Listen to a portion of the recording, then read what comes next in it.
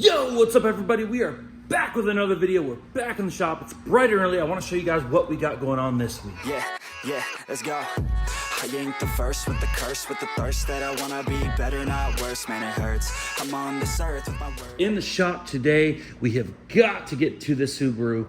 We've had the Subaru for a bit. We kind of got started on it. We got a little behind on a couple other jobs, and then we had a couple other jobs that we squeezed in. So we just got sidetracked. There is more damage on this than there was initially on the preliminary estimate. Once we got it kind of torn down, the quarter panel is really bashed in. So this week I have got to get to this thing. I got to get it set up on the frame rack. We've got to start pulling, and we're probably most likely going to be replacing part of the quarter panel. There's a bunch to do on it: side airbag, interior headliner, all sorts of stuff that has to get done on it. We probably got to order some parts from Subaru, so it probably won't be done this week or anything, but we need to get going on it. It needs to get done this month. We got to get this car back to our customer, but that is the main job of the week. So I have a few things to get started on first things, but today I do want to start getting that thing set up on the frame rack so we can start doing our initial pulling. We also have a spoiler here for a new C8 Corvette. Now it's already painted, but I believe it's for a different color. Now this has some flake in it. I believe his is just solid black. I do got to confirm the paint code with him. I was pretty surprised to see that this thing was actually painted, but I took the sun lamp to it and there is some metallic flake in it. So I do have to confirm to make sure he does have the GM 8555 solid black color before we go ahead and prep this out. But there's nothing wrong with this thing. It's brand new. It actually looks pretty good, but he just wanted us to paint it. We've done some paint work for him in the past, and he likes our paint work, so we are gonna go. Oh, look at that. There's a paint run from the factory. If you guys can see that. Wow, yeah, see? Interesting. Okay, yeah, we'll have to sand that out for him and get this thing looking good. We also have a bumper cover for a Toyota Prius. This is going to be an easy job, but it is an awkward kind of color. It's a very pretty teal bluish color. So I got to mix up a couple colors and see what we're going to do as far as color match. So before we paint that, this is directly new from Toyota.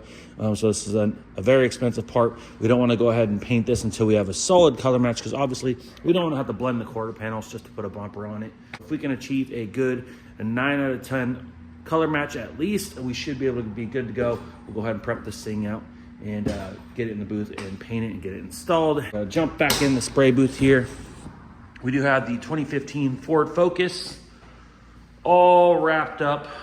We just have to finish installing a few bolts on the front bumper cover, and you can see here it's sitting on the spare wheel.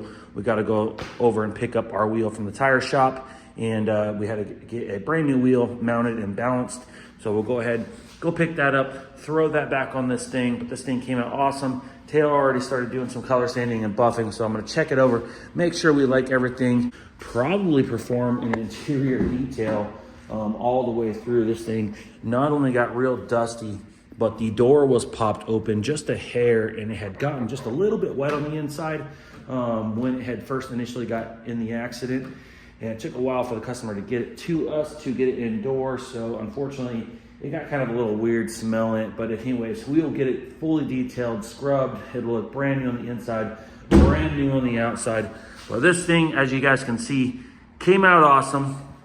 If you guys go back in a further video, you can see that we put a new fender on this thing. This thing was sideswiped. It got the edge of the bumper, so we've repaired the bumper. We replaced the fender. It was all bashed in. We put a new door on it.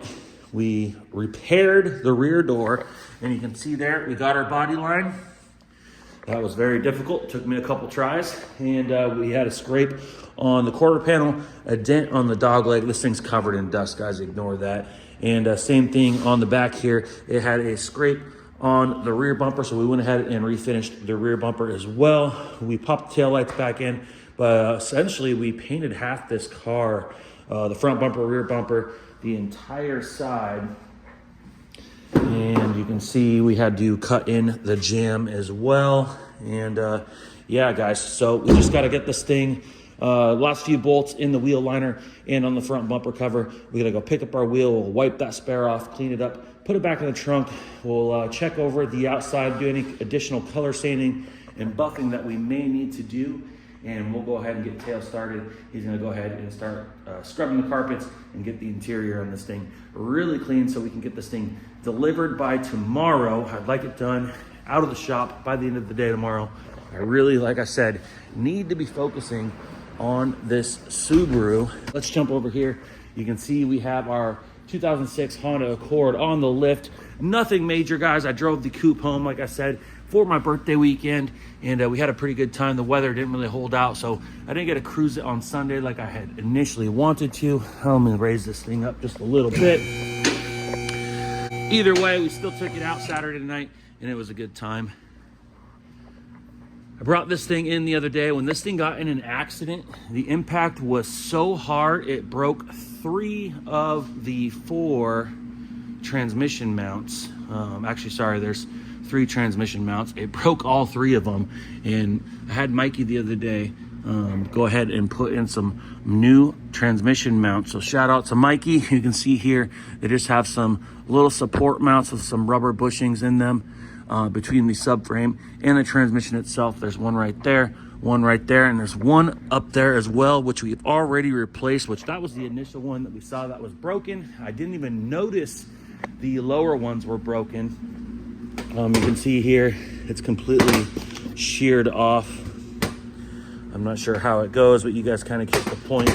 And this one's kind of hard to tell, but it had gotten ripped a little bit as well, stretched. So we went ahead and this is just an extra of the one we already replaced in the top. But I guess this one doesn't really look to be as damaged as I thought. But either way, we have all brand new mounts. Everything was driving really good. I had just noticed a little bit of vibration under a load, either when at a stoplight or putting it in reverse. It just kind of had a little bit of vibration throughout the car. So after further looking into it, we found some broken mounts, and we do have to replace one of the exhaust hanger mounts as well. I think the exhaust had kind of came forward pretty hard in the impact as well. And we do have a check engine light for a possible O2 sensor. So I think I'm just gonna go throw an O2 sensor at it and see what it does. Our code keeps coming back. And it was, like I said, we've never had a code on this car before. Everything was after the impact. And we had noticed the exhaust kind of slid forward. And we've kind of pried it and worked it back, you know, but it's still throwing the code. So something happened in that impact as far as the exhaust. But anyways, guys, car's been driving amazing. So shout out to Mikey once again for throwing in those motor mounts. I'm gonna give this thing a test drive later today and see how she's going. But anyways, I got to get to work, guys. We got lots to do. We got to get on going on that Ford Focus. I got to get this Subaru on the frame rack today. So I'm going to see you guys in about 5, 4, 3, 2, 1. I think I did that right. But anyways, let's get to it.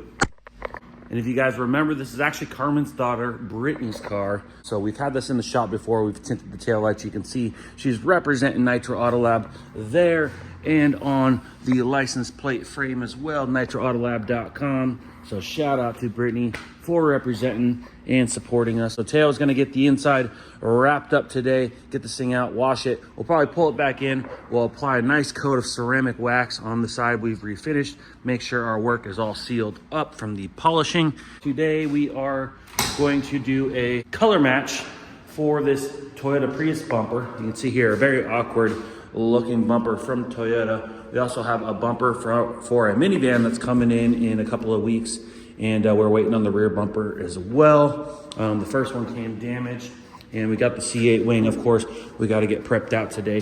So as soon as Taylor's done doing the detailing on the Ford Focus, we'll go ahead and start prepping things out. You can see over here, ignore my mess, but we got a little color sample mixed up here of this Toyota color.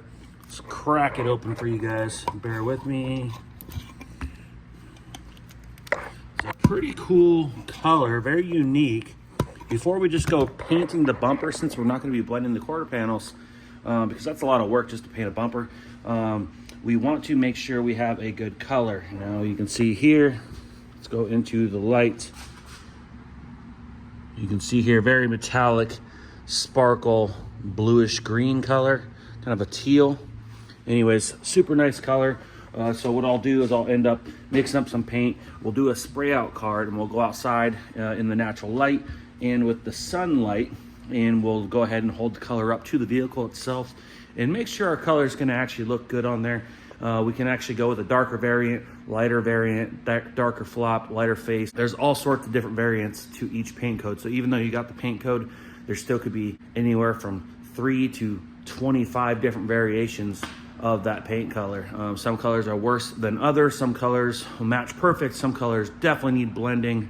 And a color like this definitely needed blending, but luckily we blended in this corner here. We had our bumpers open for blend as well, and so we actually kept our color away from the hatch. We kept our color off the A-pillar. That way our hood matched. We had flop on our side, which is the angle of this fender to the hood and to the A-pillar. And of course we had our bumper open for blend as well, and we just went ahead and refinished the whole side. So you got to get pretty creative on what you got to do to make sure the color matches. Now I want to show you guys that I finally have the Subaru finally set up on the frame rack here. Just sitting a little bit crooked, ignore that. But you can see here I got quite the mess going on here. You can see here our 10-ton pulling ram, and you can see I've already got the quarter panel pretty much yoinked out there. Got the paint ground off. We still have some work to do. We might be able to save this quarter panel. I'm not sure yet. We might go ahead and just dissect it and cut it off and go ahead and weld in a section. But so far it's actually pulling out. I'll see what I can do today, and we'll see where we're at with that. You can see here we have the vehicle lifted off the ground, and these are adjustable pinch weld clamps. You can see there we got the center post, which goes to the other side of the vehicle. And you can use this thing on the front of the vehicle, the rear of the vehicle. It's pretty universal and pretty adjustable. And we got everything cinched down. Of course, I had to pop off the plastic rocker panel on the left side just to be able to install this. And we go over here, and the pulling ram was able to slide under there. We have this side lifted up a little bit higher. You can see here I just have a jack kind of making sure we're supported there. But you can see here, since we're not centered, that's why I have the jack over there. I had to put the post way over here, and I actually have it angled, which worked out pretty good because our quarter panel is kind of angled, of course, so it actually worked out okay for us that we had the post angled like that. We got lots of adjustability here. This took me about, I'd say about a good 30 minutes to set up on the rack. It's just a matter of jacking the vehicle up here, there, getting things rolled under. Once you do it a couple of times, you get pretty quick at it. But this pulling ram is pretty cool, guys. But we got our door fitting good. We got it closed up here before. It was sticking out about a half an inch at least. And we were sitting up about a half an inch here on the rear door. Same thing with our body line. So we got everything lined up really nice. And you can see our gap on the front of the rear door as well is lined up. I'm gonna go ahead and open it up. This is a big repair, guys. This is a Geico insurance job. You can see there we got our used door on, and you can see the quarter panel is getting a little bit messy, but we're just doing the main initial pulling right now, so it has to get a little bit ugly, I guess, before it gets nice. We will be going through and finessing everything. Everything does have to be pretty smooth because we do have a rocker panel here that does have clips. And also we got flare that clip in as well. So everything has to look pretty darn nice and go into place. But you can see here, it's already fitting pretty darn good. I'm not gonna pop it in, of course. So what I'll do is I'll take off all these clips so I can use this panel to really fit up and make sure our door lines up. And at some point we'll probably go through, and I had to weld a tab down to the bottom rocker panel to clamp and pull on. So we got to weld up a couple little holes, and I'll still probably have a little bit of work to do, of course, but for the most part, the rocker panel is pulled out. I'm going to leave it on the rack for a little bit longer. I'm going to try to make sure I can finesse this thing and get everything where I want it before I take it off the rack. And if I have to use the pulling ram a little bit more, we will. But you can see here, we got lots of clamps and stuff like that. We got lots of adjustability. I'm going to use my shoulder. This thing is heavy. But you can see here, just like that, you can adjust this thing straight up and down. And we got hooked up to air still, so I'll show you guys kind of, obviously, what you do is you wrap the chain around this, and you got lots of different clamps and stuff. You can hook two things. You got hooks, clamps, all sorts of things, straps, cables, And you go ahead and use this. You wrap the chain on this post where you want it. You hook it, and then you go stand clear. And you go ahead and put your foot on the pedal, and you can see there, the post is moving. And that post can do some work, guys. You can see there, I put it down. She's retracting right now all on her own. I am going to get to work, guys. I appreciate you guys for all tuning in. I hope you guys enjoy the videos, diecast, in the shop, whatever it is. We got lots coming for you. If you guys can, please click the thumbs up on this video. Leave a comment down below. And if you guys haven't, hit that subscribe button, and we'll see you on the next one. Ooh, like LeBron, though, or like Lonzo. Ooh, I'm a baller, yeah, shot caller, yeah. They love me, you can't touch me, nah, can't.